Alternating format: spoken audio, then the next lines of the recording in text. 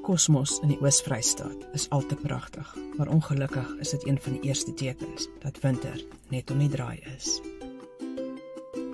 Die woord kosmos kom van Grieks af en beteken pragtig of harmonie.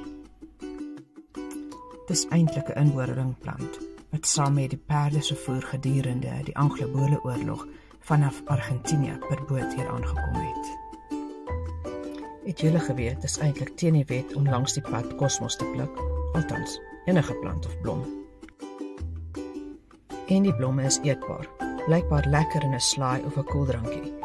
Maar moenie net my woord daarvoor vat nie, doen eers jou huiswerk, want daar is party soorte wat wel giftig is. Die blom het ook blykbaar medisinale voordele vir diabetes, antioksidante en anti-inflammatoriese eienskappe. Dan is daar die wat glo dit help ook teen veroudering, malaria en lewerprobleme.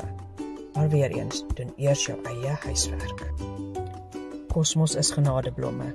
Jy saai nie, jy plant nie en jy gee nie water nie. Maar as jy weer kyk, staan hulle in al hulle glorie langs ons paaie, vir almal om te geniet. Dit bly eenvoudig asemrowend.